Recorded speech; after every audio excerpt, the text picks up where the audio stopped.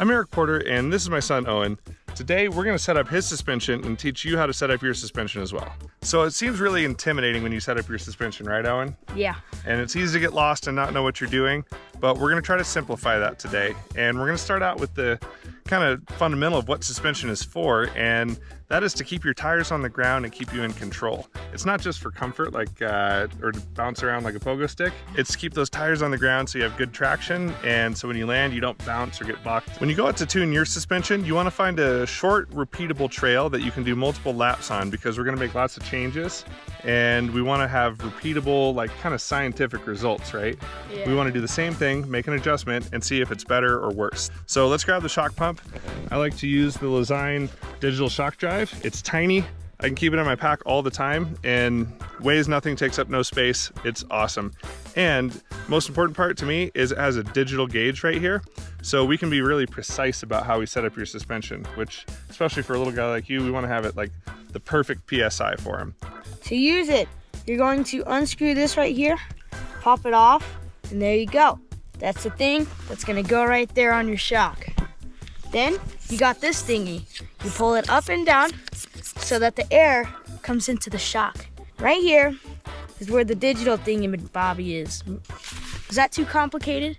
I think we got it. Okay. Thanks for the rundown there. Yep.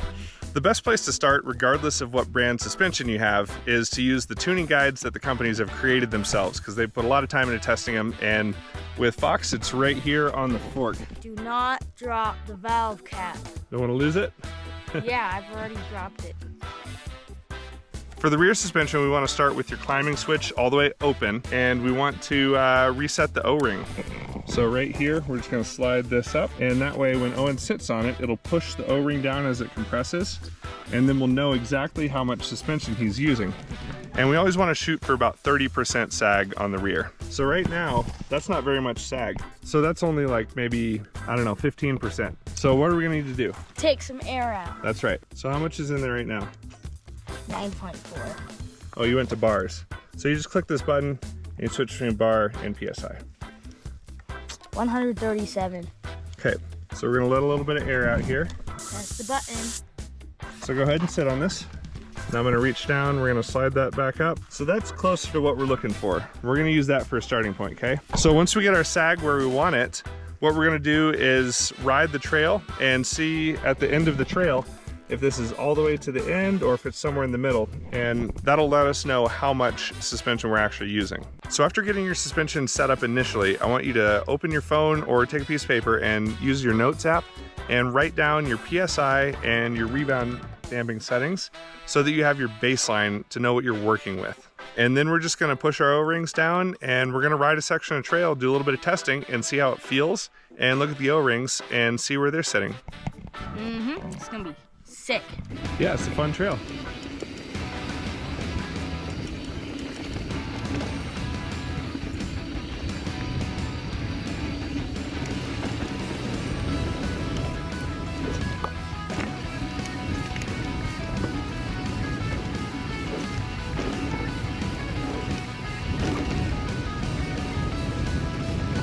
Dusty today.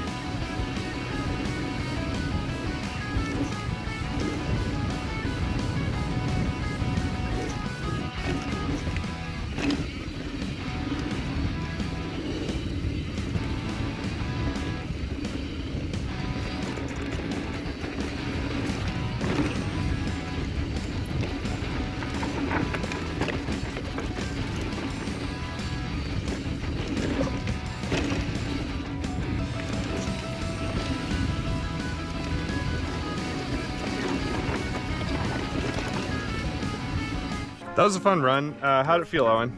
Felt pretty good. The suspension felt pretty nice. We used most of it there. Did you feel like you hit anything like really hard? I mean, I hit a couple like flat landings. Like there's this one drop that had a flat landing. Yeah. And I think that used all of it. You don't want to use all of your travel, which would mean the O-ring being at the very end, unless you think you should have used all your travel. So if you like cased a big jump, if you land flat off of something hard, that's when you would expect to use all of your travel. Otherwise, if you're just riding fast and rough trail, then you want to have a little bit left for when you do really mess up and you still want some suspension there to save you, right, Owen? Yeah. So the main thing to remember is use the settings that Fox or whoever you run recommends, and then really make one adjustment at a time. So get your sag set first, then start messing with your rebound and make an adjustment, and then did it feel better or did it feel worse? Kind of go from there, just doing one thing at a time until you really get your suspension dialed in, and your bike's gonna ride a lot better and you're gonna have more fun and be safer. So if you wanna get your suspension dialed in, get yourself a Lezyne Digital Shock Drive. It lives in my Camelback all the time. Have fun out there. We'll see you on the next adventure. Thanks, Owen. Boom.